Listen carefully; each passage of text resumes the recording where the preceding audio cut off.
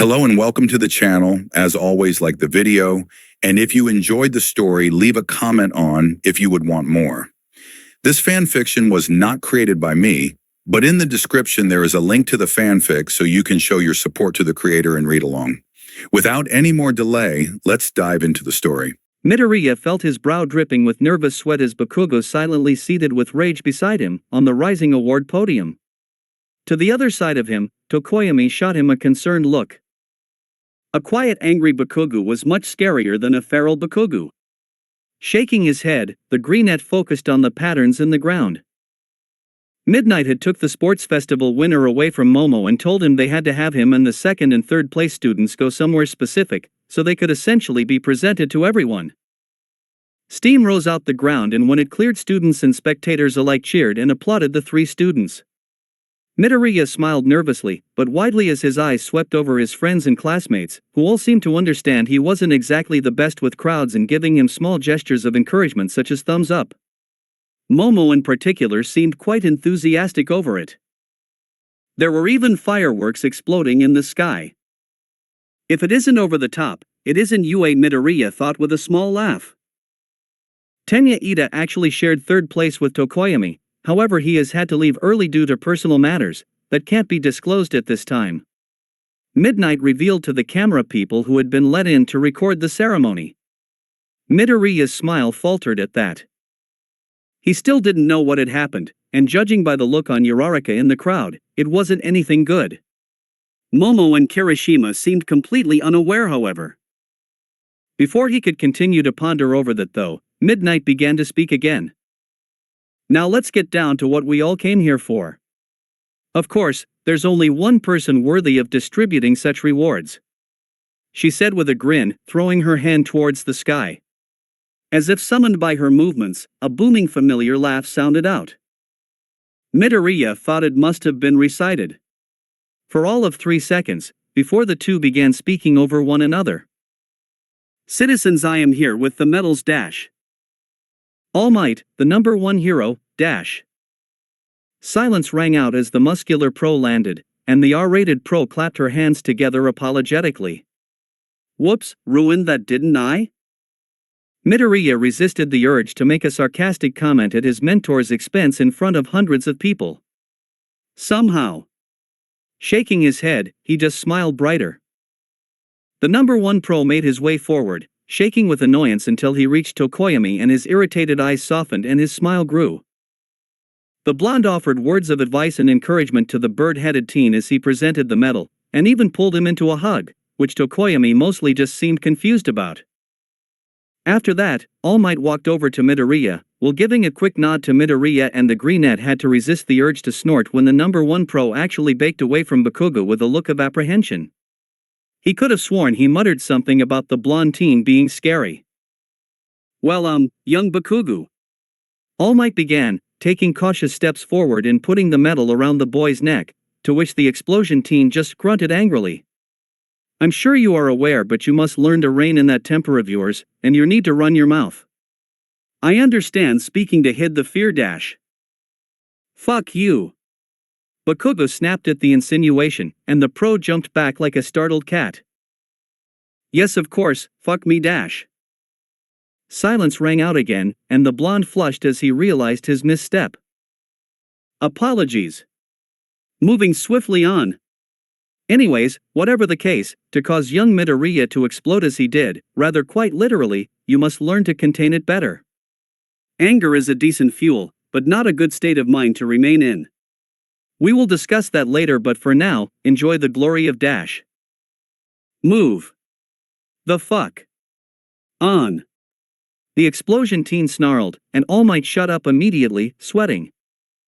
Yes, right, of course, I'll just be over here then, he said, quickly hurrying over to his successor. He straightened up for a moment, before he met Midoriya's eyes, and a mixture of pride and annoyance swam within them.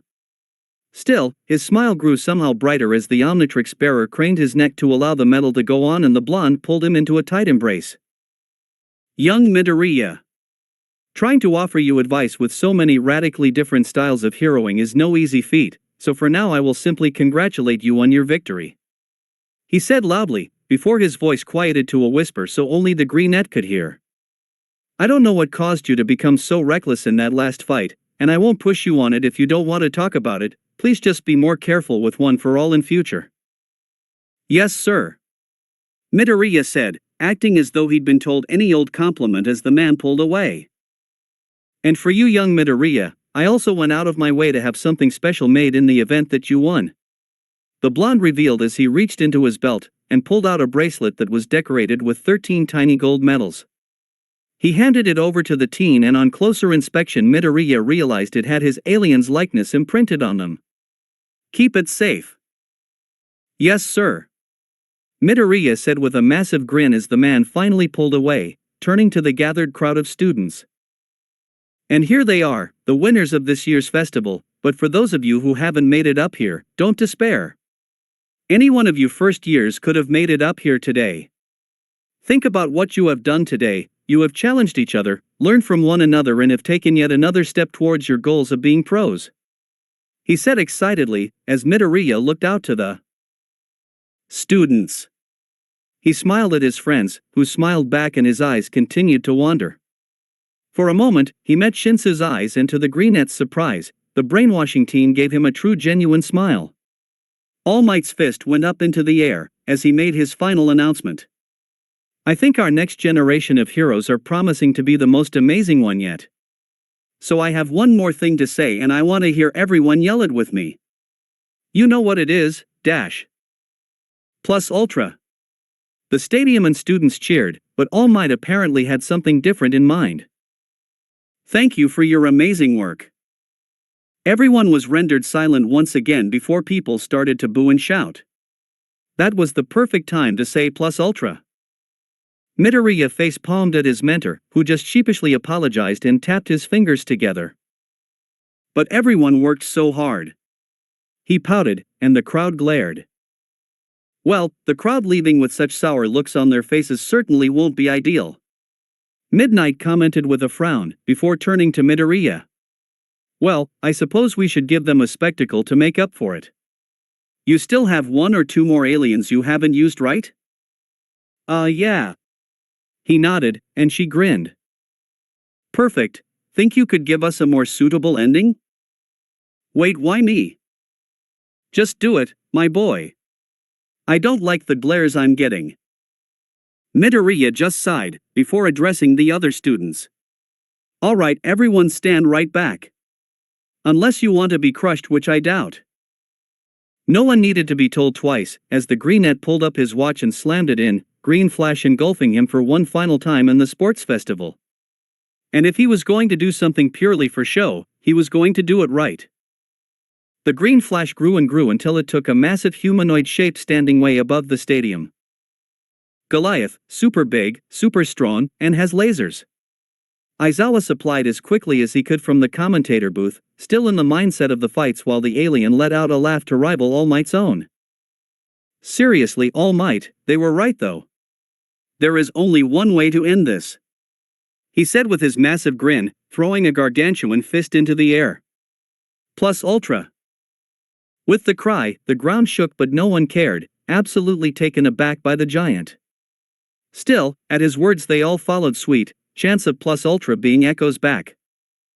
For someone with such big muscles, he tapped the Omnitrix, and shrunk down back to his normal form, coming face to face with his successor at the front of the crowd of students. You do manage to have a really small brain sometimes. Hey! Make a sarcastic comment about All Might in front of hundreds of people. Check. After fixing the blunder his mentor had made, Midoriya and the rest of his class had returned to their usual classroom while the other classes did the same and the spectators left. On their way back, Midoriya had spent the whole time talking almost exclusively with Momo, making plans for their date later and doing their best to avoid Mina's subtle attempts to eavesdrop on them. Considering the sudden squeal of joy she let out at one point and the lack of more attempts following, they probably failed. Near the end of the walk, they had inquired with Uraraka over if she knew why Ida had left, and what she revealed had certainly killed their light and happy mood quickly. Ingenium, pro-hero, and Ida's older brother, had been viciously attacked by a villain. They didn't know yet if the hero would live. The rest of the walk following that had been quiet for Midoriya as he digested the news. He only began registering the world properly again when Aizawa suddenly spoke up from the front of the room. Nice work. Their homeroom teacher complimented, a rarity the students did indulge in as their smiles grew. They only got bigger at the next two words. You have the next 2 days of school off to recuperate. Yes. Kaminari cheered under his breath, fist pumping, but immediately went back to sitting orderly at the glare he got from Aizawa. I'm sure pros who watched the festival will want to recruit some of you. No one bothered to hide how they most definitely glanced at the Omnitrix bearer at the mention of that, who just grinned sheepishly. We'll look over the draft form and update you when you return. Make sure to get some rest, you still have a lot of training. Yes, sir. The class chorused, as Midoriya took a glance over to Ida's seat. He frowned, hoping his friend was okay and waiting for Aizawa to announce that class was dismissed. Instead, however. Actually, there is one internship offer I want to talk about now, and I don't think it surprises anyone it involves Midoriya. He blushed lightly as his head swiveled back to his teacher, and he swore he saw Jairu rolling his eyes at that. Me? Yes. If it had been a normal request that just came early, we'd wait until the time we usually discuss it, but this isn't a normal request. In fact, it's not even been sent by pro heroes. The scruffy teen revealed, instantly grabbing everyone's attention. We were just going to throw it out, presuming it was from someone who didn't understand that only pros are supposed to send requests, but, well, I'll simply read the message attached aloud. The man pulled up a bit of paper from his desk and began to read. To whom it may concern, we are sending in this request despite our lack of pro status due to a genuine belief we may be able to help Izuku Midoriya in a way others simply won't be able to. We are an organization called the Plumbers Dash. Bakugo snorted at that, and everyone else looked unimpressed, but Aizawa's glare quickly quieted them down. Dash, a relic title, from when we couldn't let others know who we really were. We are a government-sanctioned organization based around dealing with alien threats and situations. Aizawa then looked up, breaking away as he addressed Midoriya. Nizu looked them up, they're legitimate. Or at least, they certainly have made it seem so. What truly grabbed our attention though was this. We have reason to suspect Midoriya has fought an alien known as Vilgax, and won. Vilgax is an intergalactic war criminal, and has previously brought our entire operation down to just a few men at one point. For this reason, we want to help train Midoriya to use his aliens effectively, teaching him their true capabilities and such, as well as allowing him to be more effectively prepared in the event someone like Vilgax returns. Pros may be able to arrest villains, but only plumbers have the legal ability to detain and charge aliens. With regards, Magister Hamura. Silence rang out, as the students digested that. Midoriya especially felt a combination of excitement and worry. What was he supposed to say to that? Why the fuck did we have to sit through that shit? Bakugo snapped, already incredibly irritable due to the results of the sports festival. Aizawa's eyes glowed red for a moment out of caution, before he answered the question. Because they aren't licensed pros. If Midoriya chooses to intern with them, he can, as it would be invaluable to him if they are legitimate. We couldn't refuse, however, as they aren't pro heroes, we know almost nothing about them. It's risky, and were it any other situation we likely wouldn't allow this at all. Aizawa explained, eyes sweeping over the class. Of course, this only matters should Midoriya choose to attend, but I wanted to make sure this was absolutely clear in the event that he does. Could you maybe act like I'm in the room for a start? That would be nice. All of you must make an effort to keep in contact with him. We don't know what he'll be going to, so we want to be sure nothing happens. Aizawa explained, and Midoriya paled. The scruffy teacher gave a glare to Bakugo, as his voice became a tad more threatening. And I do mean all of you. Fucking whatever. The blonde muttered, and finally Aizawa gave them all a passing glance. Class dismissed. Initially, Momo and Midoriya had been planning to have their date the same day as the festival, in part to celebrate the boys' victory, but after the reveal of what happened to Ida's brother, the two had silently agreed to postpone until they had seen their friend and made sure he was okay first. This did mean, however, in conjunction with the surprising offer the Greenette had got, that the limo ride back to each person's house was quiet, filled with unanswered questions no one actually dared to ask. The Omnitrix bearer watched the trees roll by outside with a small frown. For what should have been a happy day, it was tainted now by worry. Sighing quietly and shaking his head, he turned back to his friends. "Do you guys think I should take the offer?" he asked, the first person to speak during the entire ride so far. "I don't know, Deku." Uraraka shrugged with a frown, looking at him. "It's great if it's legitimate, but Aizawa's speech made me a little nervous about it." "I think you should go for it, man." Kirishima put in next, giving him a thumbs up and a smile despite the mood. "If they're legit, then great. You get proper training no one else could offer and learn about your transformations. If they're just some villains putting on a front, I know you'll kick their asses faster than they can blink." "I'm conflicted, but if it were me I think I'd ultimately end up going." Momo put in, placing a hand on his knee to comfort him. "Whatever it turns out to be, we'll support you." "Thanks, guys," the Greenette said with a small smile, before an idea struck him.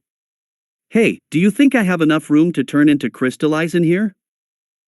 "Barely," Momo supplied instantly, before narrowing her eyes. "Why?"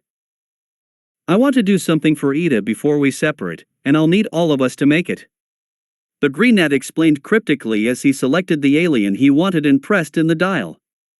A moment later the crystal alien sat crammed into his chair, and the others gave him unimpressed looks. "Okay, Momo, can you make a wireframe in the shape of Ida's leg? And one like Ingenium's arm?" "Air." "Yes, but why?" she questioned, as she began making the components.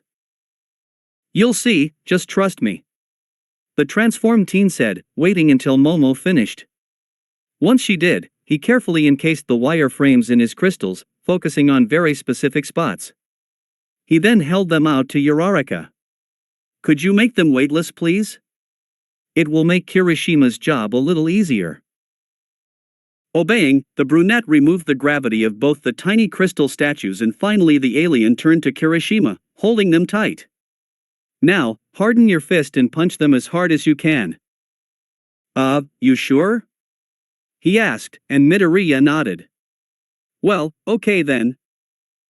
He threw a full force punch twice, hitting both crystals, and a shattering noise was heard. However, the whole statues didn't break, just very specific parts that Midoriya had purposefully made weak upon creation, and worsened the structural integrity of through Uraraka's quirk. Specific parts that formed holes. "Now, Momo, some rope please that will fit through these," he asked, and the tall girl complied quickly, catching on to what he was doing. He was given 2 different bits of rope, which he used to turn both the mini statues into necklaces. At Kirishima and Uraraka's questioning stare, he turned back to normal and began to explain. "They're twin necklaces. When Ingenium is revealed to still be alive, the leg part is for him and the arm is for Ida. It's not much, but I hope it at least cheers him up a little." The other 3 just smiled at him, and his ability to always surprise them with his kindness. Momo let out a sigh, as she finally admitted it properly to herself. She didn't need a date to know she'd fallen for him, she never stood a chance really. Midoriya always won. After Izuku's little necklace idea, the limo ride back had become a bit more like a normal ride, with everyone talking to one another, even if they were dancing around a certain topic. Eventually though, as always they had to separate, Izuku leaving the necklaces with Uraraka, expecting her to be the most likely to see Ida first. After the others left, it had been a quiet ride back to UA, where to his surprise powerloader, the support department teacher had been waiting in the pathway. "Mr. Powerloader?" he questioned, climbing out the limo and giving a quiet thumbs up to the driver to say it was okay for him to leave. "Is something the matter, sir?" "No, not at all, Midoriya. I just wanted to talk to you about the tech you sent to me before the sports festival," the teacher revealed, causing the One for All holder's eyes to go wide. He'd completely forgotten about the hoverboard and gun he'd brought back from his space trip. "It's really fascinating, gets me all giddy. And I managed to reverse engineer some of it." "Oh?" Midoriya asked as the two began walking along towards the school. Yup. Maybe alien, but tech is tech, there's always a way to figure it out. Power Loader laughed. I already got your little alien friend in the workshop along with a student of mine doing overtime. She's been helping me understand parts of it. Put together a few little things from it, including a little thank you toy for yourself. Oh. Midoriya stuttered, surprised. You didn't need to do that. Nah, but I wanted to. Besides, I know I'm not the only one who gets antsy about your time limit, so this should help with that. The teacher explained as they began walking up the stairs inside the school. It didn't take them long to come up on a pair of double doors, where Power Loader held Midoriya back from taking another step. Wait a second. Something the matter, Sir Dash. Boom. Midoriya let out a startled shout as he turned back to see the doors to the workshop blown wide open, smoke pouring out. Laying on the floor with a manic grin was a girl with pink tentacle-like hair and goggles, wearing a black tank top with her blazer wrapped around her waist. Ahahaha. Please don't get us killed. A familiar voice shouted from the inside, prompting Izuku to walk over and look in, seeing multiple JJs running, all staring at the door. Izuku. Oh hey, first place, teach. Hatsum greeted, getting chewed out by the support department teacher for the explosion. The greenette tuned them out though as the JJs all bolted towards him, fusing back into one before jumping into his arms. Hey JJ. Izuku laughed happily as he gave her a small twirl, something that got her to laugh every time. How's my favorite alien doing? Just fine. She giggled, dropping down onto the ground. I saw you on the festival. I bet Inko was going mad with pride, I was when I heard. Huh, I'm glad to hear that. Izuku laughed, before looking past her and seeing the hoverboard he'd taken from Vilgax with some modifications, including straps around the top. Oh hey, you put it back together. Yeah, as cool as it was, we've been more replicating its insides mainly. Don't want to lose the few pieces of tech we have to draw from. However, I think we've got all we're going to get from that one in particular, so we're giving it back. At that, the greenette looked up in shock. Wait, back? Yep. You brought it back, and you have more experience with it than us. Albeit not much, but more nevertheless. So that's one of the two things I've got for you before you go into the internships. Power Loader explained, walking over to the desk and pulling out what looked like a somewhat chunky bracelet. The second thing is this, in keeping with your whole wristwatch theme, try this on. The Omnitrix bearer complied, putting the bracelet on his non-Omnitrix wrist, where he noticed there was a little hunk of metal at the top, with two buttons beside it. Press the button further from the main shooter first. Power Loader instructed and Midoriya complied, presuming the hunk to be the shooter. Suddenly it folded out to reveal an aim assist with red lines all over it. Now, you see those two targets down over there? I want you to aim and press the second button. The greenette obeyed, looking down the sights and pressing the button, doing it to twice as quick as he could. An instant later, both targets exploded into chunks, causing everyone to flinch. Holy! Midoriya muttered, before letting out an impressed laugh. Yes, those things are like super duper scary powerful. Will be absolutely amazing things to give my babies. Hatsum laughed jovially, and the greenette suddenly grimaced at the mental image of infants running around using one of those. Wait, but wouldn't Hatsum be too young? They're also super dangerous. Power Loader said in a voice as if talking to a small child. Now, Midoriya, we won't be able to get you the proper paperwork to use the wrist laser before internships unfortunately, but we should be able to get you set up with the hoverboard just fine thanks to it not being lethal, and just a gadget. Only real difference from what you already tested is we added the straps so you won't fall off even when you go upside down, and there's this button here. The teacher pointed to a square pad near where the back foot would stay, clearly meant to be a pressure pad. If you want some quick height for a jump, just press this in and some little boosters Hatsum added in should give you a quick way to get much higher. Awesome! Midoriya said with a grin, walking forward and strapping on the board to his feet. Mind if I give it a test drive then? Not at all, it is yours. Just be careful. Powerloader said with a thumbs up, and Hatsum gave 2 of her own. And thanks for the new tech, Curls. I can't wait for all the violent explosions. Everyone else just grimaced at that, when JJ suddenly split into 2 and one ran over, jumping into his grasp and climbing onto his back. Let's go see your mom. I want to see how she reacts when you walk in. Alright then, hold on. Midoriya warned, before turning and taking off out the room. He twisted his body and went around a corner before going up the stairs, idea in mind. JJ let out an excited shout as the wind rushed into her and soon they were up on the roof, moving straight towards the edge. Midoriya didn't hesitate, leaping over the railings and throwing in a few simple twists and flips as he fell, unable to resist. He didn't do many though, careful not to let JJ fall off. As he began moving back towards the ground, he directed the board so he'd glide right over the entrance gate and pulled up to the front of his building, where Aizawa stood and looked at him surprised before groaning. Oh great, because you don't already have enough ways to make my heart rate skyrocket. The man grumbled, and Midoriya just laughed as he got off the board, walking inside with JJ and hurrying up the stairs. They quickly reached their apartment and walked in, walking towards the kitchen where Inko almost always was. Same as ever, there she stood cooking away and humming until she heard the 2 behind her. Turning, her eyes went wide as a massive grin spread across her face, launching at her son at speed, wrapping him in her arms. Oh Izuku! I'm so proud of you. You got first place. Why yeah, I noticed. He laughed, air supply somewhat cut off by the woman's tight grasp. I was so scared. There were so many scary things, I thought my heart was going to collapse.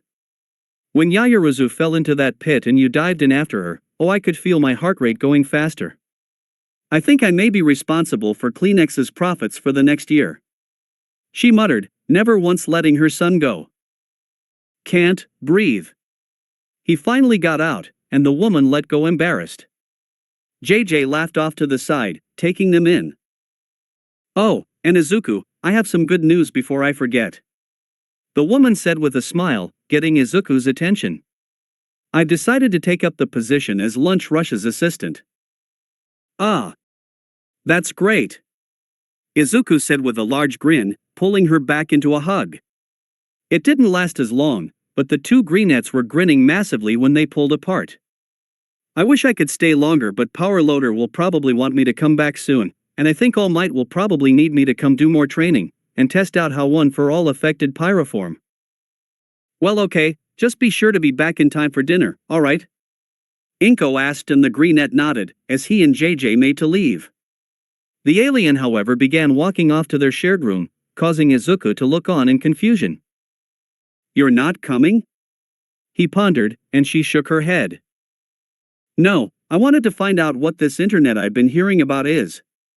I asked this one student, kinda my size with purple hair, and he told me there were a few websites I should visit.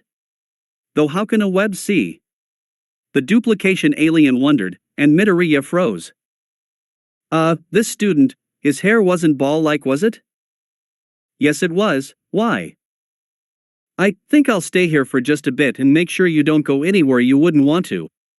Let's start with YouTube.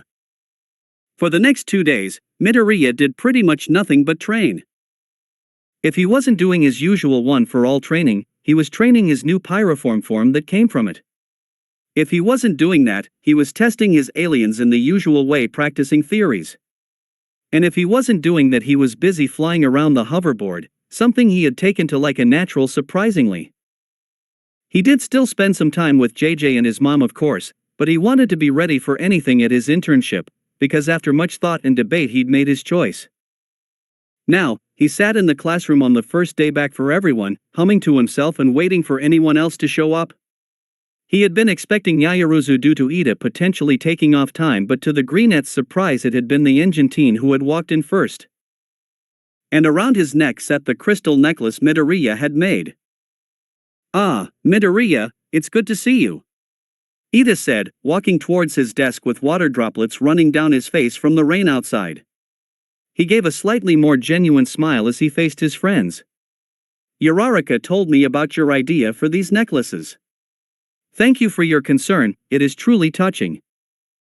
Oh, no problem. The Greenette said, sitting up straight. Still he couldn't help but frown, tilting his head to the side.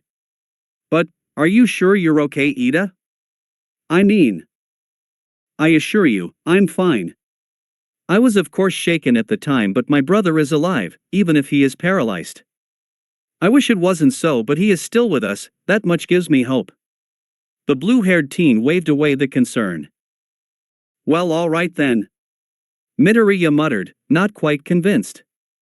What he didn't notice was his taller friend's sour expression when he turned away. I heard you came first in the sports festival. Truly, well done, I can't think of someone more deserving of that spot. Ah, thanks. After that, the two had sat in silence. Eventually, one by one their classmates all began pouring back in.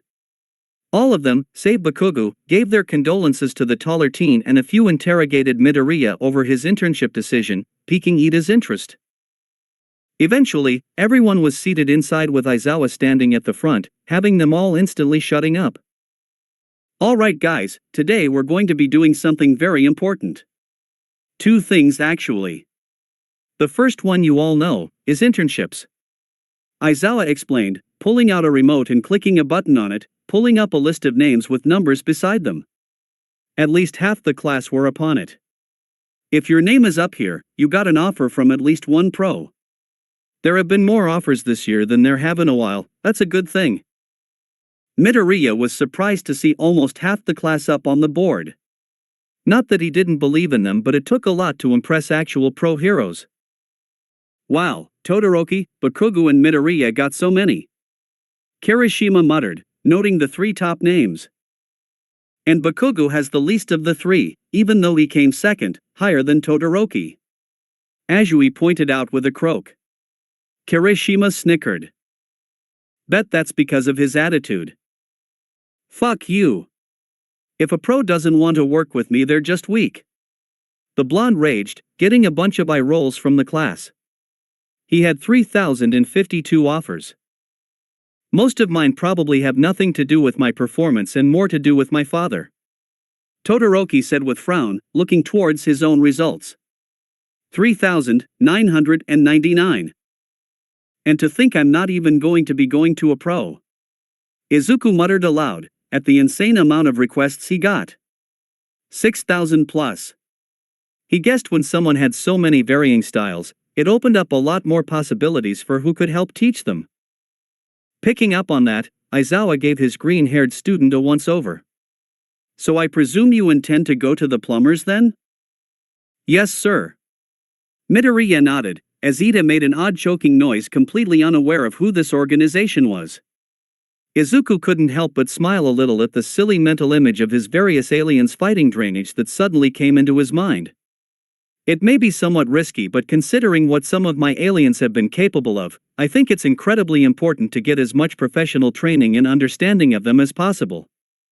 If the plumbers are being honest, then I will do much better there than with the average pro. Good reasoning. Aizawa nodded, looking out at his other students. Then just a reminder to you all to stay in constant contact with him when you can, just to be safe. Yes, sir. Most of the class replied immediately. Now, for the other important part, your hero informatics lesson for today. Aizawa said, causing everyone to grimace. Please don't be a pop quiz. You'll be picking out hero names. Immediately, everyone cheered at that in delight, only to quiet down at the glare they got from their teacher. You'll be recognized by these code names. They may be temporary, but if people start to associate you with them, you may never escape them, so you'll want to make sure you pick good names. You don't want to be forever known as something like Pyroform. Aizawa said lazily, causing a few small laughs in the class and making Izuku splutter before glaring at his teacher, responding before his brain caught up with his mouth.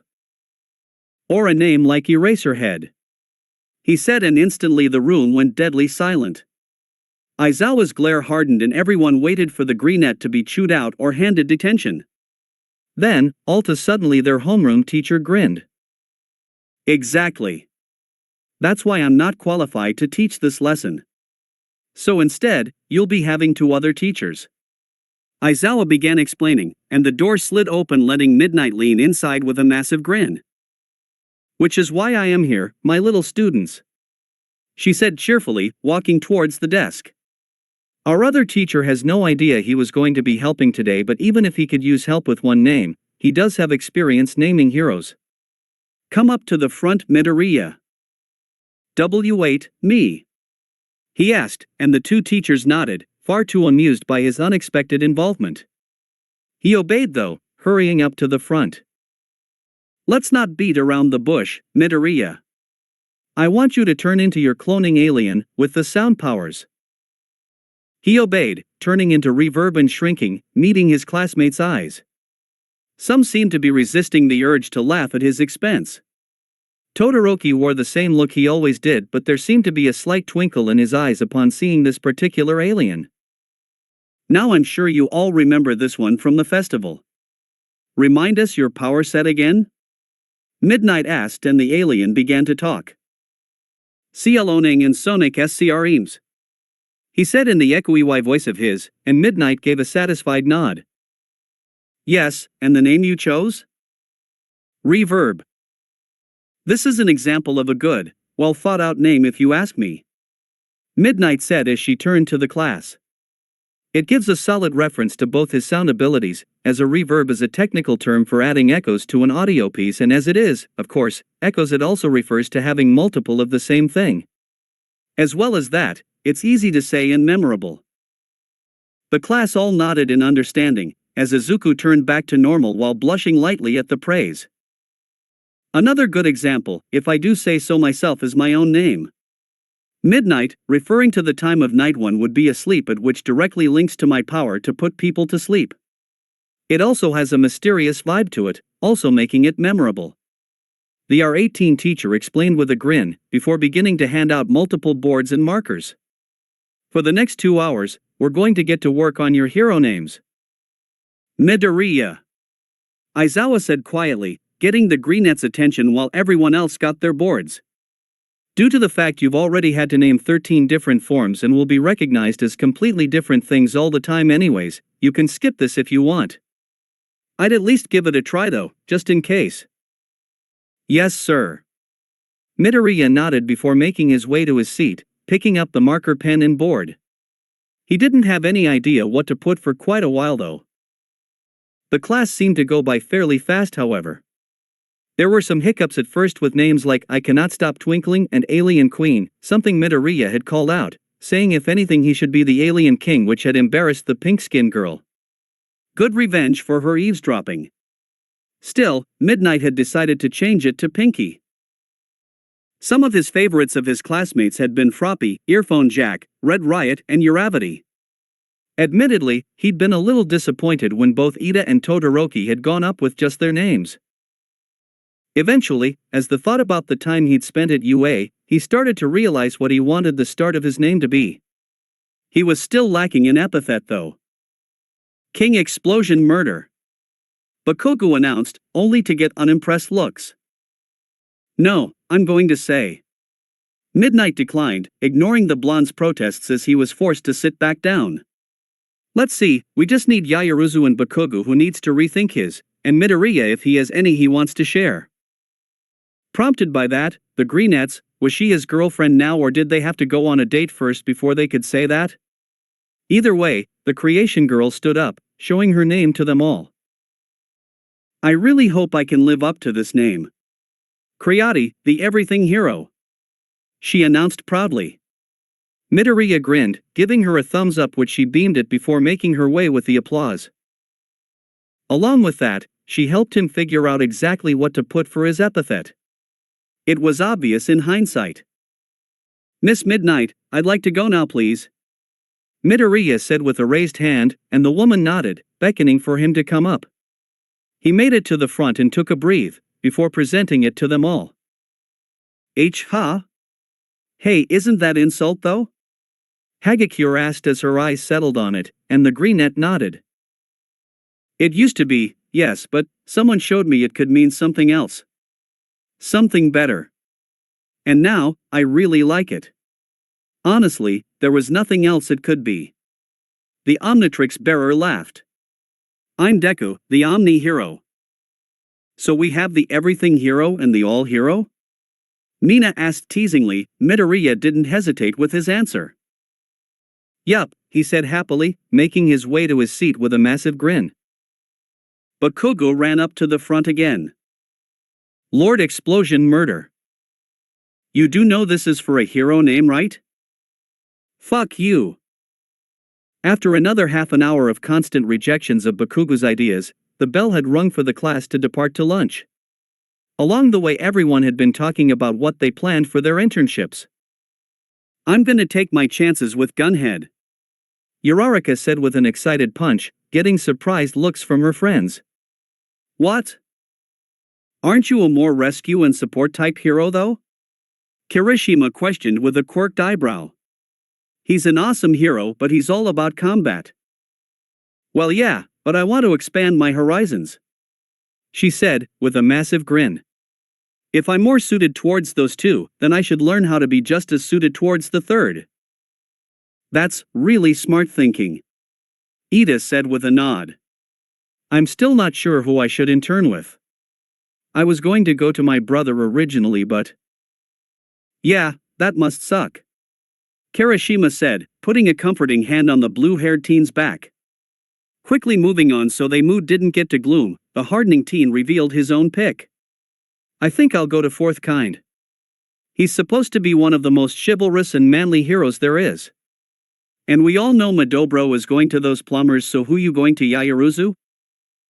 Oh, well, I was going to go with the most well-received hero who sent me an offer, which I believe was Uwambi Dash. Nope. Izuku suddenly interrupted, walking in front of her. Yamamo, you are way better than Uwambi, please for the love of all that is good do not go to her. The others all shared looks at that, befuddled by his reaction. Noticing their stares, he sighed. Sorry. She is a decent hero when she wants to be, but she's only well received because of her looks. In terms of hero work, she's been a part of more hair product commercials than rescue operations, he explained. I've seen some of those, almost every time she ropes her interns into them, usually for no reward. If you get stuck having to go back there as well, just, please pick someone else. Who else requested you? Well, there was Mount Lady, Kamui Woods, Fat Gum, and Ragdoll. Oh, and there was this one pro who transferred from America. She's been doing pretty well for herself. She listed off, getting Izuku to twist his head. American? Been a little distracted from actual heroes recently. What's her name? That's the thing, she doesn't have a proper pro name. Just goes by her original name. Which is? Uraraka questioned. Gwendolyn Tennyson, Momo revealed, before scratching the back of her neck. She does have a kind of similar style of fighting as me in my creations though, if I recall correctly. I could go to her, I suppose. That sounds good, please just do not go Uwambi, Midoriya said with a shudder. Alright guys, when your train comes just get on and show the conductor the passes I gave you. The first train will be here soon, so it's time to start saying goodbye. Aizawa instructed his class, who all nodded their understanding as they held onto their suitcases. Izuku was the only one carrying anything else in his hands, with the hoverboard in his hand as well. Behave, stay in contact with one another and do as your internships tell you. And Midoriya? Yes, sir? If I have to rescue you from these plumbers, I'm going to hold you personally responsible. Aizawa deadpanned, and the Omnitrix bearer had no idea if he was being sarcastic or not as he walked off. Shaking his head, he instead turned to see Ida moving to leave and ran over to him, frowning. Ida! He called out, managing to get the taller teen to turn around with a thoughtful frown. Hey, I just wanted you to know I'm here if you need to talk at any point, okay? I'm going to need to stay in contact anyways, so just say if you need to talk. Thank you. I appreciate it, Ida said, nodding with the most fake smile the Greenette had ever seen, before turning and leaving once more.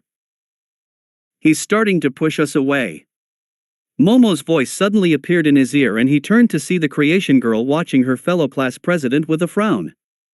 I don't know if he'll be okay interning in Hosu, it's where his brother was attacked. That's what has me worried as well. Midoriya nodded, gaze shifting to his Omnitrix. He tried to reassure himself by reminding himself he could turn into Blink anytime and race back if he really needed to.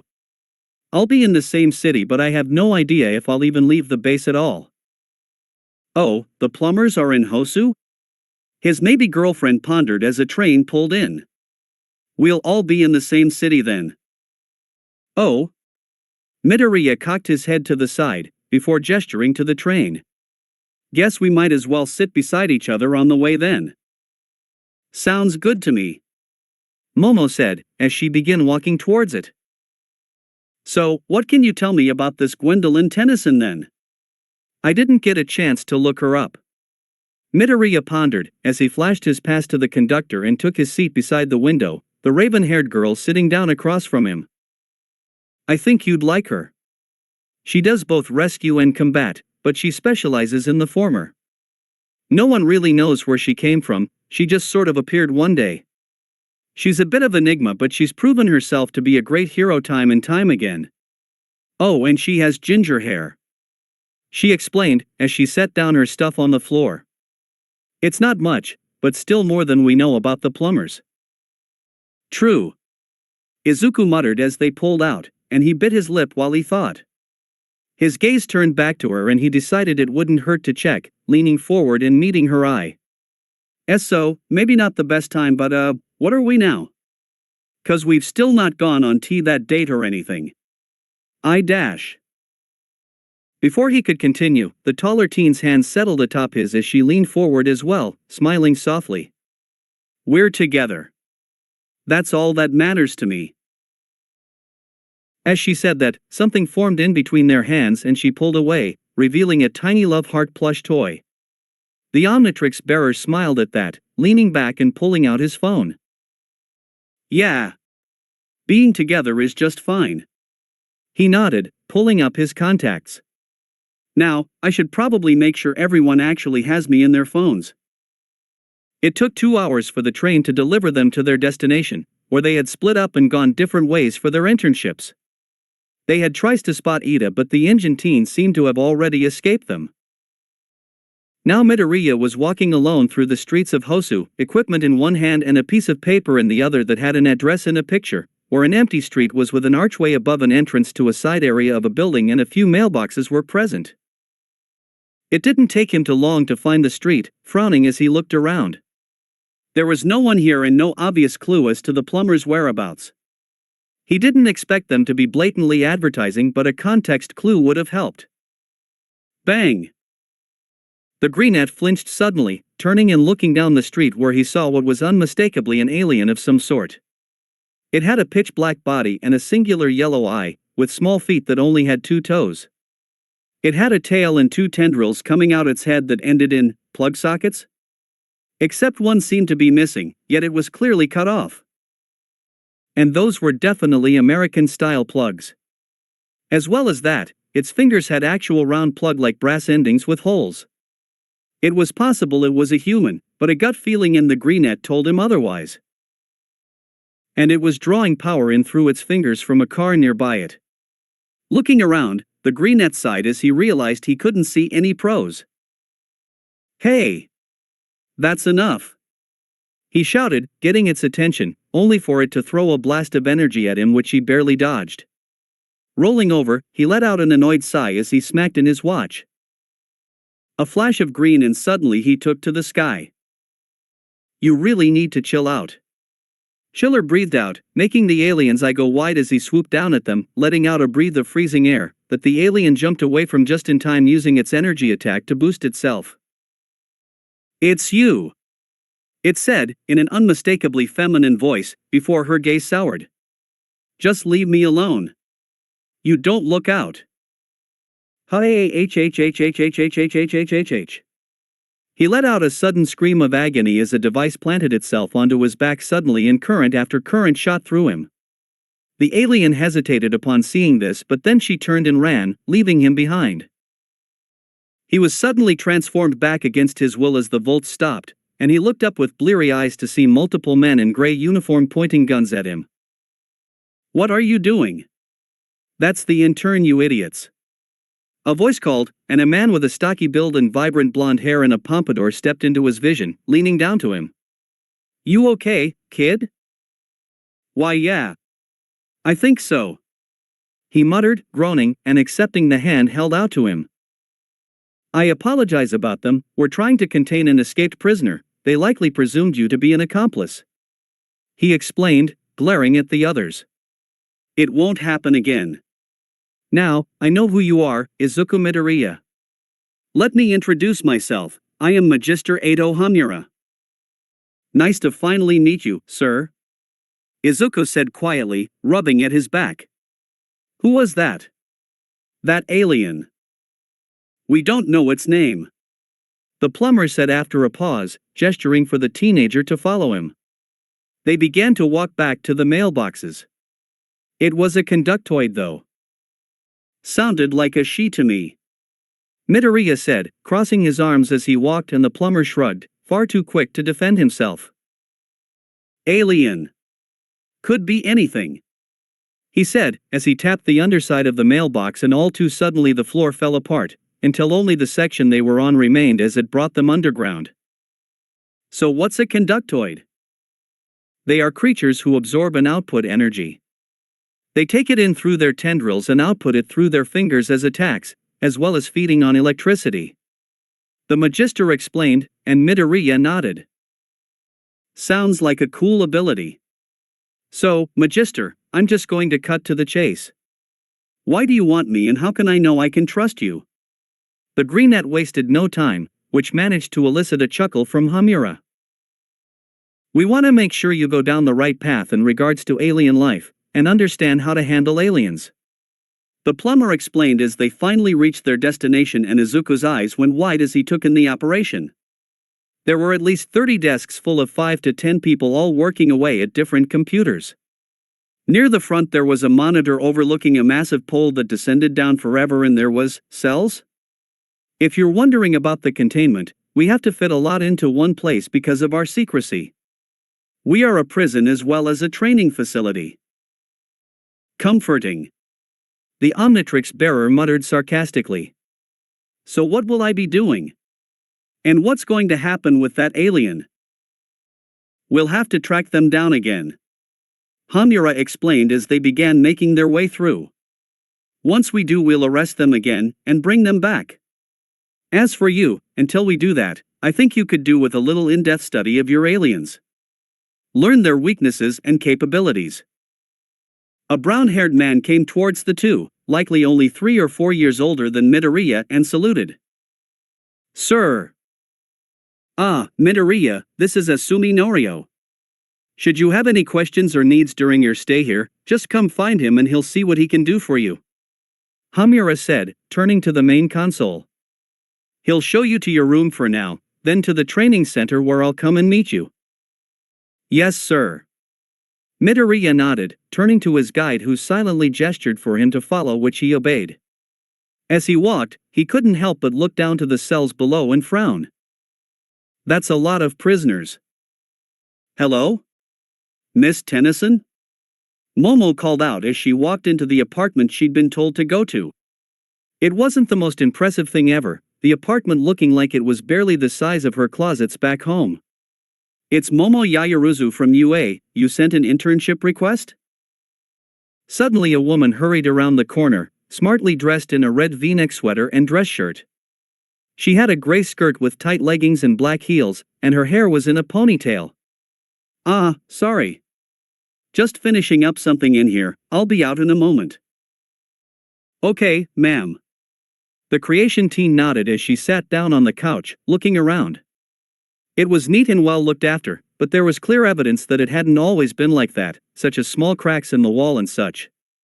I like your house. It's very rustic." She cringed at her own choice of words, before an amused snort came as the pro walked around and took a seat, setting down a glass of water for the student. "Please, it's a mess. Don't feel a need to try to make it any less than it is." she said with a smile, taking a sip of her own tea. Sorry, I just got you water, didn't know what you'd like. That's all right, Miss Tennyson, you didn't need to get me anything. Yaoyorozu said with a bow, missing the redhead's eye roll. It's just Gwen, if you don't mind, she said, and the raven-haired teen opened her mouth, caught off guard by that. However, no response came for a moment. I don't want to be rude. It's quite all right. Remember, I'm American, if anything it would be more polite. Still getting used to everything here, customs and that I mean. Gwen shrugged, sipping her tea. Oh, you haven't been here long, the creation teen pondered, before smiling. That explains why no one knows much about you. Ah, that's not quite the reason. Gwen smirked, shaking her head. Most people don't believe the truth when I tell them, even with all the superpowers here. Too fantastical a thought apparently. May I hear? I may be more open-minded than some people, I've seen some things. She trailed off as her employer began to laugh. Yes, you have. Izuku Midoriya, right? You and him both sparked my curiosity, and that Kirishima guy to an extent as well. Standing up, the pro's gaze turned much more serious. Yaoyorozu. Before we do anything else, I need you to tell me something important. Yes, ma'am? What do you think of the idea of alternate dimensions? Alternate dimensions? Momo repeated, completely stunned. This conversation had taken the turn it had. It's possible, I guess. Even before aliens there were quirks allowing people to drop items in pocket dimensions, but whole alternate ones? If it's hard to believe. Gwen began, reaching into her pocket and pulling out a book. The raven-haired girl took it and opened it up, eyes widening as she took in illustrations of Izuku's aliens, with some minor differences here and there. XLR-8, one of the fastest aliens in the Omnitrix, the balls of his feet let him control the friction of the ground beneath him to an extent. Humongosaur, a complete powerhouse of an alien able to punch mountains apart if he really wants to and grow up to 60 feet in size, power growing with each increase. Heatblast, a body made completely of fire, allowing him pyrokinesis and the ability to fly, as well as durability able to withstand being thrown through multiple buildings. Those aren't Dash Midoriya's names for them? No, they aren't. They're what they are called in my dimension. Gwen said casually, taking a sip of her tea while the creation teen felt her mind implode. Midoriya doesn't have the Omnitrix in my dimension, someone else does. Benjamin Kirby Tennyson, my cousin. She revealed, and Yaoyorozu's brain officially stopped working, getting an amused snort from the woman. You okay, Yaoyorozu? Sorry. You're. Shaking her head, the creation teen went very slowly. You are, from a different dimension? Yup. Let me guess, I'm insane? And no. I'm not saying that. I mean, if aliens are real, then it's not too hard to think some other things might be real, but why did you bring me here then? And why are you here? Momo pondered, cocking her head to the side and making the redhead let out a cute giggle.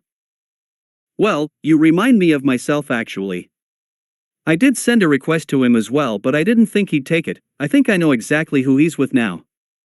The pro's tone turned more serious instantly, as she pushed out her hand. A purple form of energy released, creating something of a projection. The plumbers. Yes, they want to teach him how to properly handle alien life, they said. The raven-haired teen nodded, and a fire seemed to be lit at that revelation in Gwen's eyes. Then we have no time to lose, your training begins. Now. The second the redhead shouted that, she threw a disc of purple energy right at the tall teen, who froze up. It dissipated just before it hit and Gwendolyn sighed. First things first, we need to fix the problem you had at the sports festival. Your reaction time, and overthinking. My overthinking?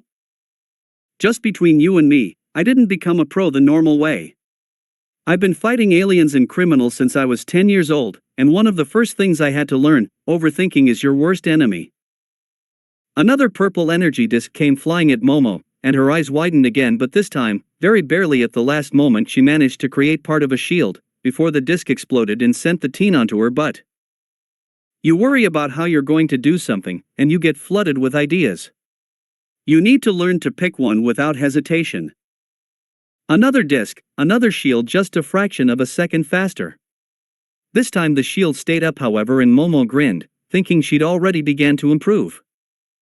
Finally, you need to learn to stop being so rigid with your quirk. So predictable. The raven-haired teen looked down at that statement and saw a tiny purple ball of energy attached to the shield that exploded in her face. It was going to be a long day. For Midoriya, day one of his internships had been fine after the incident. Once he'd seen his room, he'd been led to the gym area where he had been taught some basic self-defense by Noria while waiting on the Magister.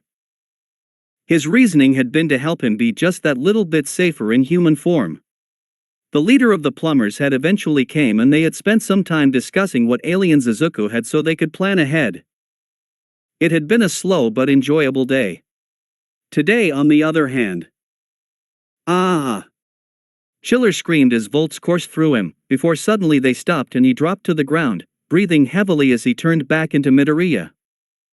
And that is your natural weakness as a Necrophrygian, Hamura said, as Norio marked off the final of the aliens on list. We're done now, sorry about putting you through all that. It's fine. He breathed out. I asked for it anyways.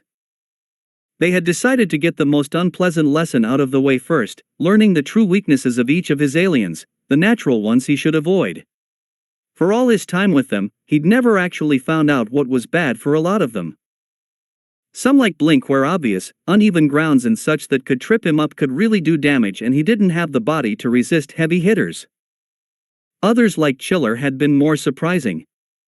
Midoriya had always though nothing could touch him when he was intangible, but it turned out he was wrong. Electricity was still a danger, and so was anyone else who possessed similar abilities, as they'd cancel each other out. And he tried to use the alien with an electricity weakness against an alien known for using electricity. Go him. Alright, next up I think we should have you face off against our best plumbers, each with a different alien. The Magister said, walking over to the console. That way dash. Alert! Alert! Alert! All eyes turned to the computer, as the words it was crying out also flashed up in red text. Then a video feed appeared, and Midoriya's breath hitched as he saw Nomus destroying Hosu City. Those aren't aliens, he muttered, eyes wide with horror. Why are there Nomus? Good question, but that's the hero's priority, kid. Look! Hamura pointed out, and the video feed zoomed in on the alien from before running from the heroes down the street, a red four-armed muscular alien beside them. That must be an accomplice, they're making an escape. We have to capture them before they get away. Midoriya dash. A green flash took over the room, and the Magister turned to see Blink beside him. Don't even try to stop me coming along, not with Nomu out there, the teen said in his raspy voice, and the man nodded with a sigh. Fine, just make sure that you don't get in the way of another capture net. Come on, get a team out there. With that, they all turned to leave. As Izuku did, his eyes moved at an imperceptible speed while he did a quick headcount of all the employees. Because something had been irritating him this whole time, and now he'd finally figured it out. The plumbers knew about aliens, could help them and employ them when they weren't criminals. So why was every plumber in this room a human? Completely unaware of the chaos at the moment, Gwen and Momo were on to their second day of training, and amazingly the raven-haired girl was already beginning to make improvements. Gwen easily spotted the creation girl's weaknesses and was even helping her adjust to new ways of using her power. In the redhead's words, if you keep using the same shield and pole trick every time, you'll always be completely obvious to your opponents. So now she was using some new tricks the woman had left her with, specifically more physical recreations of the woman's magic attacks. In place of energy discs, Momo was throwing metal discs from her body with miniature IEDs attached. The shield dropped as the third of them landed, and while the pros guard was down, the raven-haired teen tried to copy another trick. Namely, she relied on how her quirk worked to manipulate the material she was making and capture the pro and metal casing. It drained her completely, but it worked. For all of 5 seconds. A purple light shot out and the metal broke, once again throwing the teen back. Not bad, yayo. Gwen compliments, having taken to a nickname for ease. Still, just copying me isn't going to exactly improve you a lot, considering there's only so much you can do. So what do you recommend then? That you figure it out yourself. The redhead suggested, but in a kindly way with a smile. You're doing really good, but you can't rely on others to learn when it comes to fighting. No one knows you like you do. But I'm just Dash. An incredibly talented girl with a powerful power? Yes, you are. The woman assured her. Think about your power. Really think. What do you know that no one has seen about it? What is something you think's possible but never tried? Well, Dash. Boom. Both jumped up at the sound of an explosion, running to the window and gasping as they saw fire and smoke rising. Guess we're up then, yayo. Wait, what? But I'm just an intern. I've not even done basic patrols yet. Gwen just smirked. Trust me, if you've got a hero's heart then you wouldn't be able to stay away much longer. Especially 'cause I bet your boyfriend is going to be in the middle of this all very soon. Izuku? Why would he dash? A voice cut them off and they looked down to see 2 aliens running away, one with a pitch-black sleek body and one with a bulky red one that had 4 muscular arms. Come on, Plum. We aren't going to get a better chance to escape. The black alien called, getting an affirmative grunt from the red one. Whoosh! All too suddenly they were stopped by a familiar blue and black alien, and Momo's eyes widened. Hold it right there! He called out in his raspy voice, and immediately had to dodge an energy blast from the black one. Not getting away this time. Come on, yayo! Gwen called, getting the raven-haired teen's attention and making her gasp when she saw the woman's normal form replaced with a purple body that had glowing vibrant pink energy in place of hair. We gotta get down there and help them. Right. Izuku will dash. Not Izuku. We need to help the aliens. Momo froze. What? They're innocent. Completely innocent, but he doesn't know that, and he's about to send them right into hell. And with that, Gwen took off again. Just leave us alone, you bastard. The conductoid screamed, throwing more and more blasts out. Quick as lightning, Blink dodged all of them with ease, the plumbers still on their way to them, having let him go ahead to distract them. Suddenly, he was behind the black alien and delivered a swift kick to their head, before suddenly he was picked up by the other alien. Leave her alone, you scumbag! The 4-armed alien shouted, kneeing him in the stomach and throwing him across the street. The greenette slowly and painfully tapped his symbol, turning back to normal. He looked up to see the alien beginning to stomp towards him, but a light zap stopped him. We need to go, Plum. I don't think so. Midoriya muttered, as the Omnitrix charged up, fortunately having used almost no energy in the short time he'd been Blink. No, now not to use chiller. Super strength and electricity, so. He made his selection and in a flash of green, he was replaced by Crystal Eyes, glaring at his opponents. Not giving them a chance to breathe, he ran forward as his arms shifted into blades and aimed right for Plum, who readies himself to fight.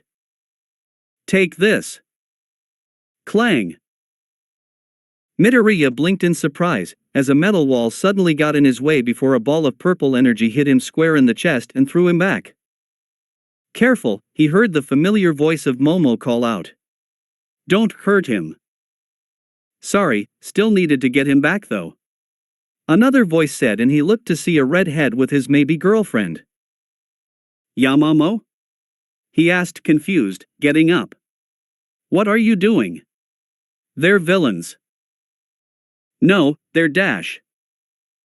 Before Gwen could finish, Plum seemed to have decided he didn't care their intentions and jumped over, punching Midoriya over and over before he finally managed to form a shield. Stop it, Both of you. Gwen called out, but neither listened. Plum because he didn't want to and Izuku because he didn't have a choice, as more blows rained down on him. Finally, the four-armed alien lifted the teen up by the throat, only flinching lightly when Gwen sent an energy disc at him. With a free hand he tapped the watch, like he watched the teen do a minute ago, and now the human form of Izuku was in his grasp. "We told you to leave us alone." "Plum, don't." The conductoid called out, blasting ahead. All three girls tried to get to them before it was too late, but the black alien was the fastest, landing on the red alien's back. New DNA samples acquired. Another flash blinded them all once more, and suddenly there was a second red alien in their numbers, who broke the grasp on him immediately.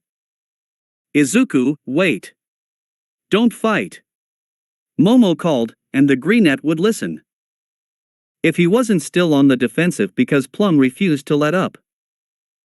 "I would, but you know he's not exactly letting me stop." "Liar. You just want to hurt us." "What UGH?" Midoriya froze at that accusation before he was knocked back, and let out a growl. "Sorry Momo, but he won't stop. If he wants to wrestle, then we're gonna wrestle." "That's enough." The black alien called out once more, grabbing everyone's attention as she aimed her fingers at both the four-armed aliens. "Everyone stops right now or I blast you all to Kingdom Come." "Tessa, what are you doing?" "He's a plumber." Plum asked, finally stopping. "You know what he'll do to us."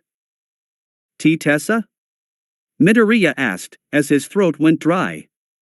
You have a name?" "Of course I have a name, you idiot. Not that you care."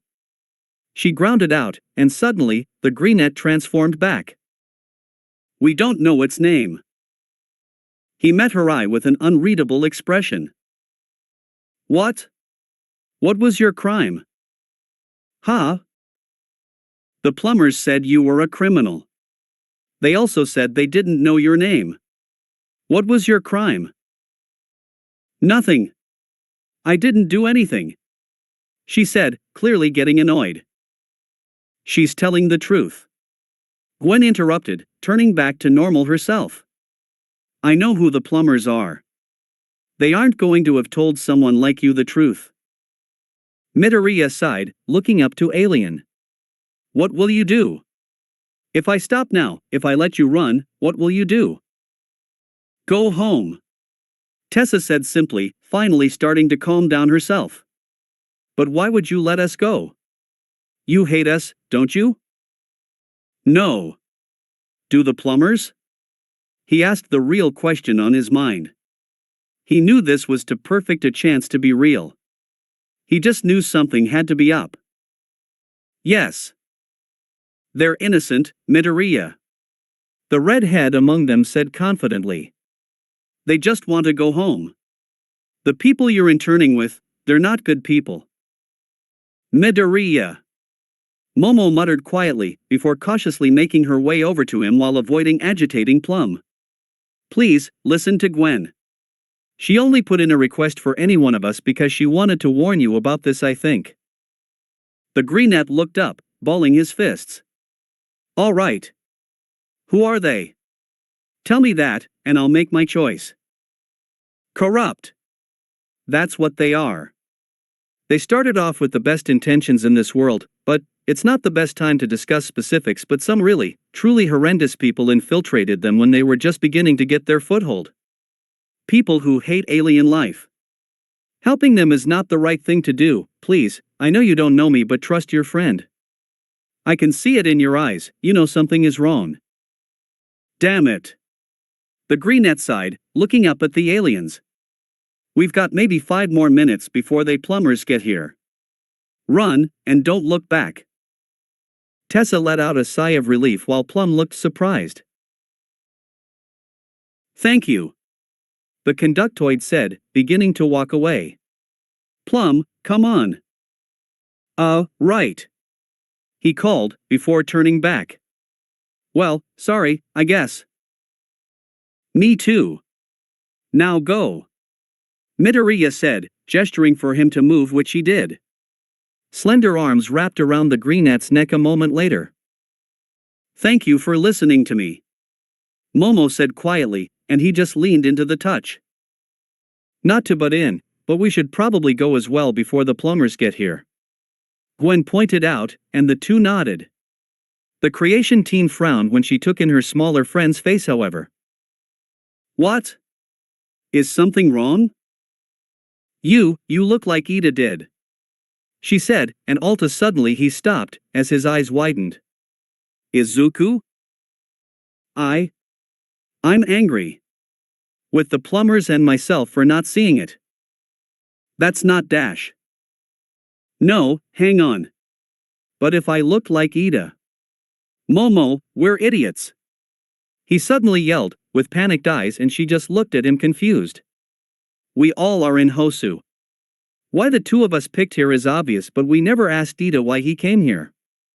This is where Stain attacked his brother, and it's where he could strike again, and the most opportune time would be right now." The raven-haired teen finished, her own eyes filling with fear. "You don't think?" "I do. That idiot came here to fight Stain." He nodded, turning and slamming in his watch, turning into blink once more. "Let's go, we got to find him, and now." "Not without me, you two aren't," Gwen called, her body shifting back into her purple form. "Midoriya, you're my intern now. And I give you both full permission to fight." With that, the three took off. Whoosh! Not that alley. Whoosh! Not that one either. Whoosh! This one?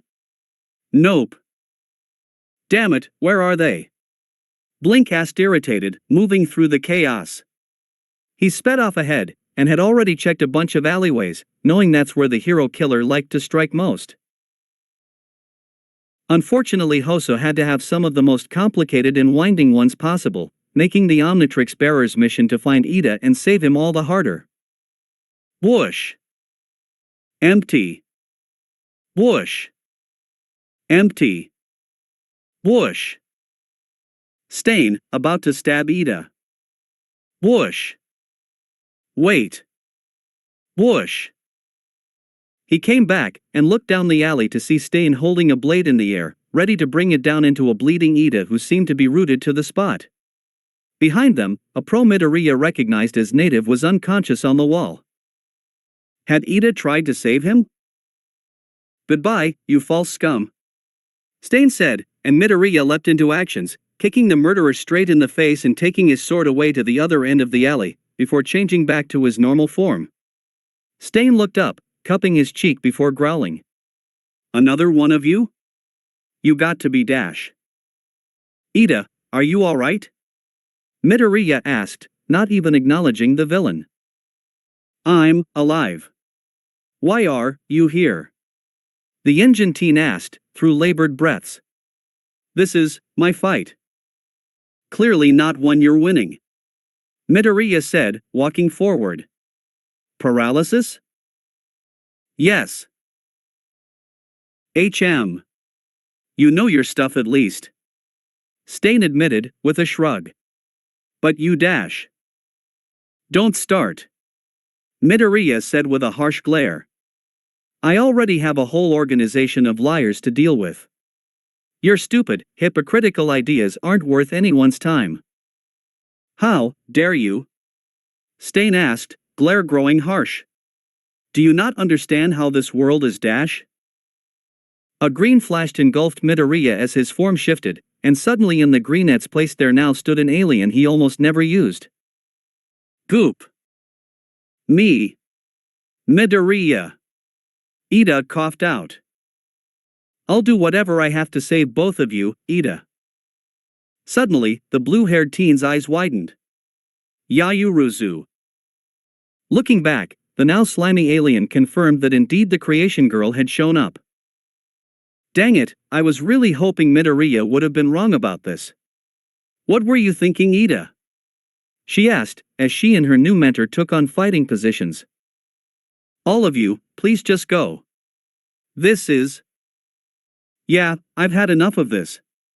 Midoriya said in his wiry voice, launching forward at Stain, who cut at his body in a futile attempt to stop him. The blade went into the alien's body and his form turned acidic, quickly melting the blade into nothing.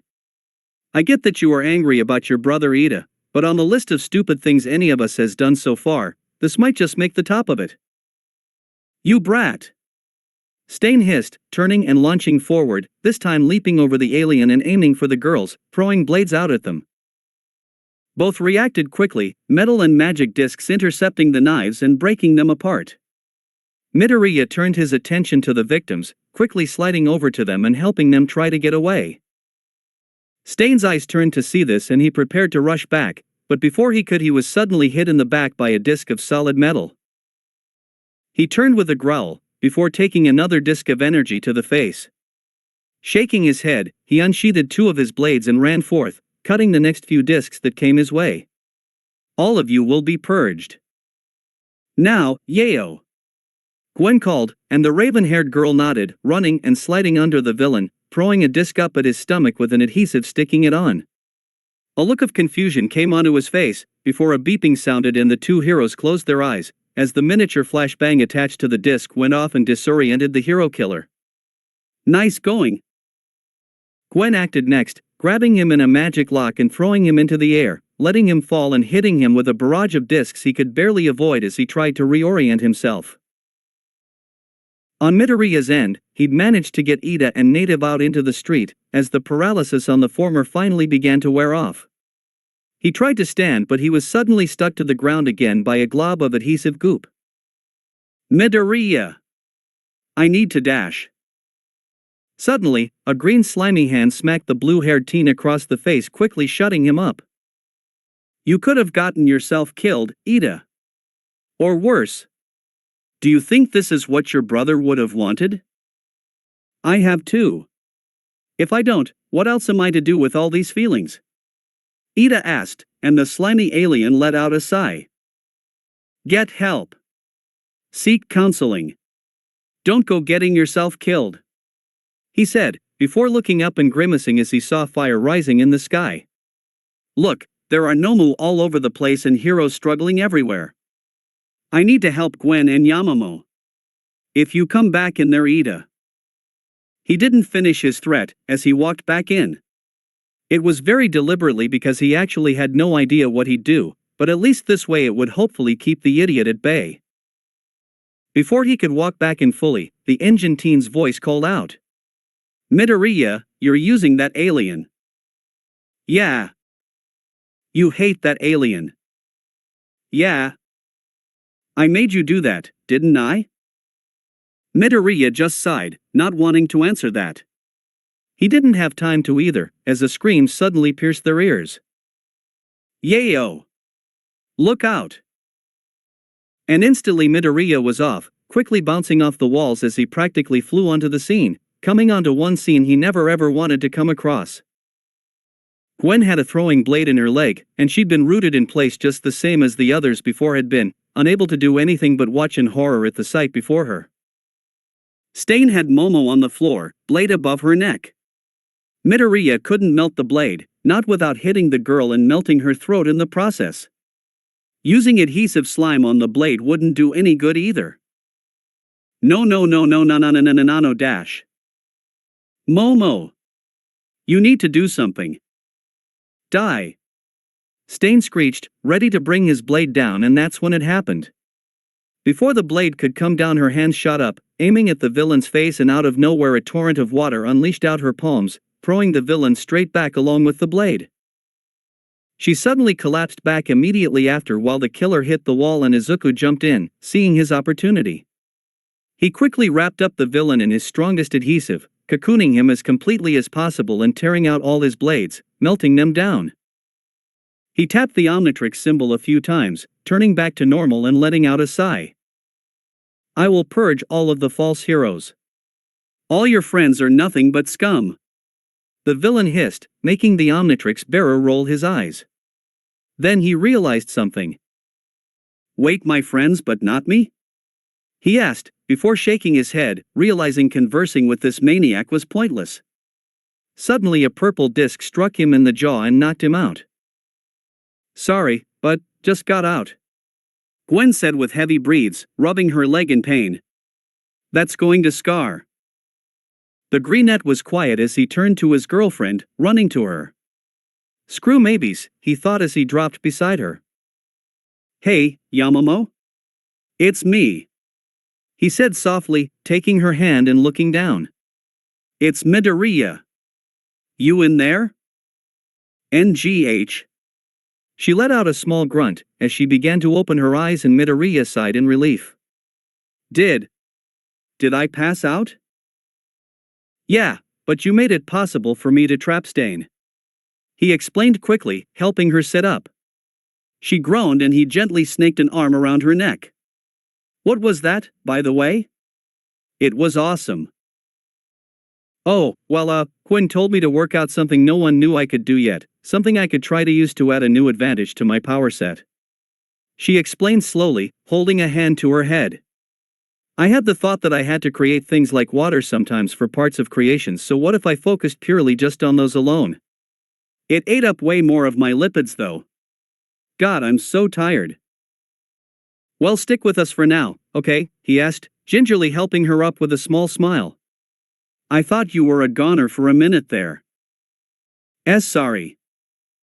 "You know, is it too soon to say it?" he asked, and the girl looked up surprised, kowtowing on quickly to what he was asking.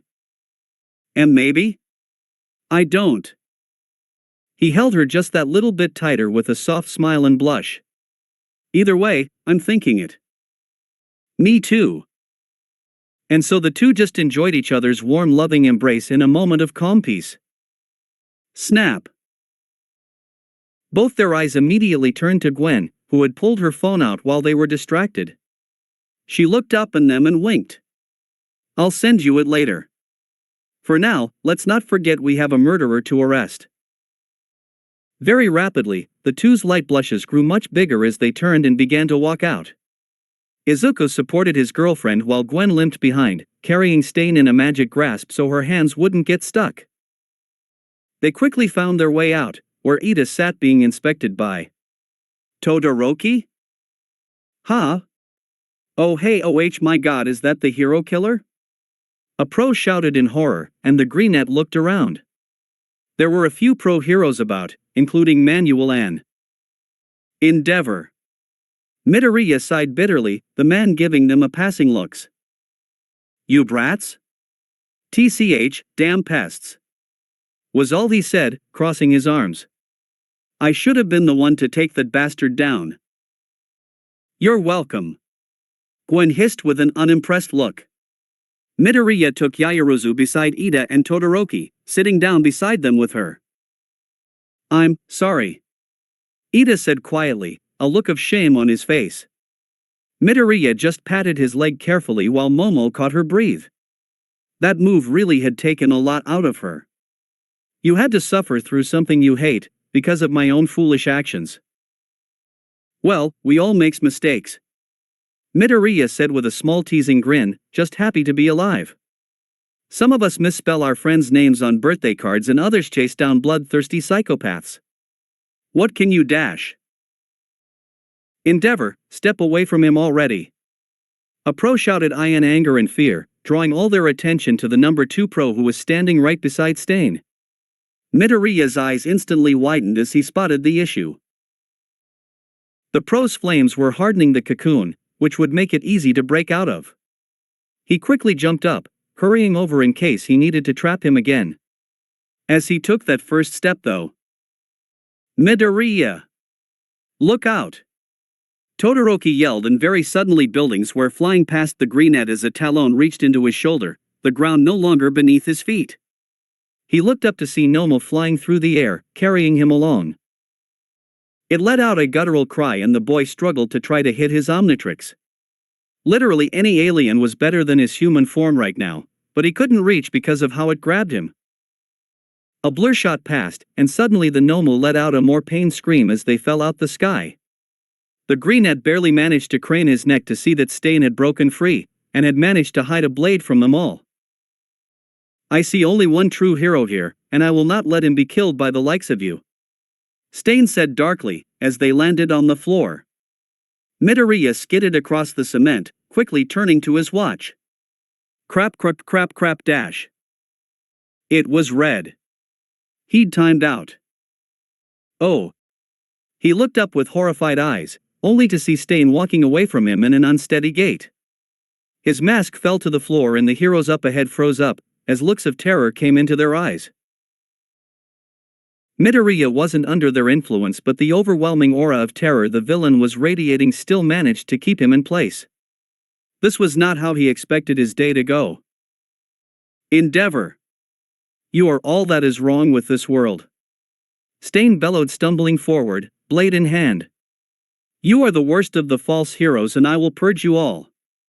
This world must be darkened and stained with the blood of all you false idols, that care only about money and fame, so that only true heroes remain. You all dash. Crack.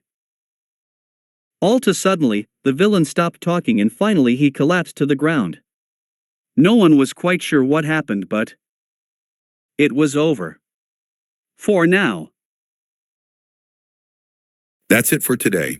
Remember to show your support to the creator of this story if you enjoyed it.